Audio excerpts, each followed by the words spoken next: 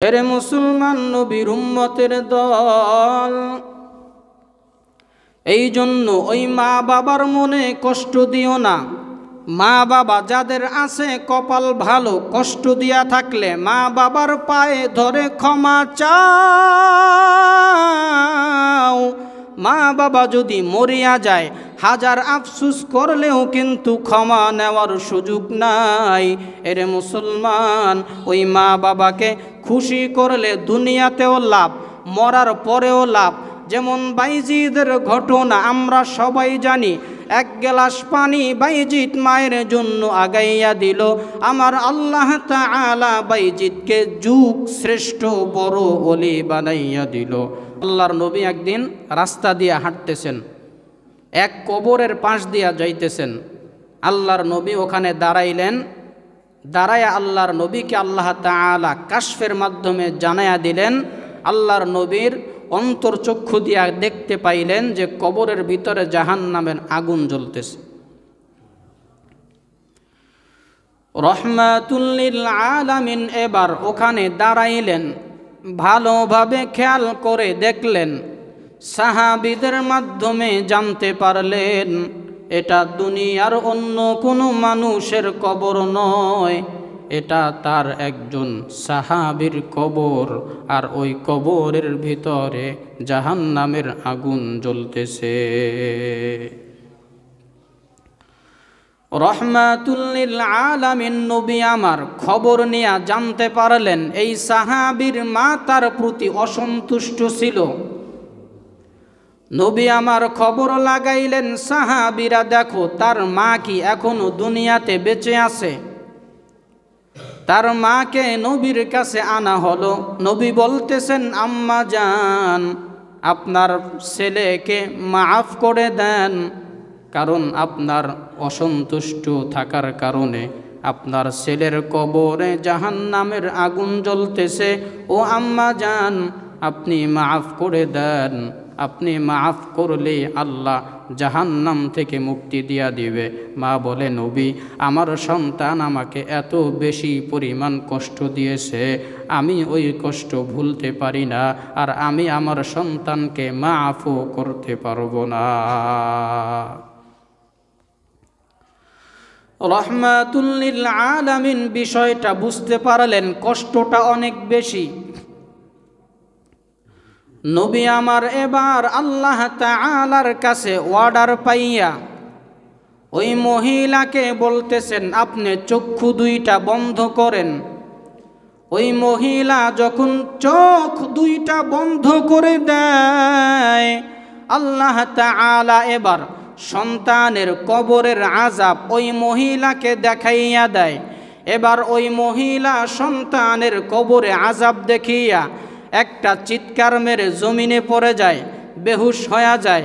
হুশ ফিরার পরে নবী আমার বলতেছেন, বেহুশ কেন হইলা? ওই আম্মাজান বলতেছেন, পয়গম্বর, সন্তানের শাস্তি, সন্তানের কষ্ট কোনো মা সহ্য করতে পারে না। ও পয়গম্বর, আমি আমার সন্তানের কষ্ট সহ্য করতে পারি নাই, এই জন্য বেহুশ হয়ে গেলাম। নবী আমার বলে, ও মা, এখনো তুমি বলো সন্তানকে মাফ করবা কি করবা না? এবার ওই মা বলতেছে, নবী আমার, আর দেরি করিয়েন না, আমি এখনই আমার সন্তানকে মাফ করে দিলাম। এবার নবী তাকাইয়া দেখতেছে ওই জাহান্নামের আযাবকে আল্লাহ তাআলা ওই কবরটাকে জাহান্নাম হটাইয়া জান্নাতি বাগানে আল্লাহ পরিণত করে দিয়েছে। এরে মুসলমান নবীর উম্মতের দল, এই জন্য ওই মা বাবার মনে কষ্ট দিও না। মা বাবা যাদের আছে কপাল ভালো, কষ্ট দিয়া থাকলে মা বাবার পায়ে ধরে ক্ষমা চাও। মা বাবা যদি মরিয়া যায় হাজার আফসুস করলেও কিন্তু ক্ষমা নেওয়ার সুযোগ নাই। এরে মুসলমান, ওই মা বাবাকে খুশি করলে দুনিয়াতেও লাভ, মরার পরেও লাভ। যেমন বাইজিদের ঘটনা আমরা সবাই জানি।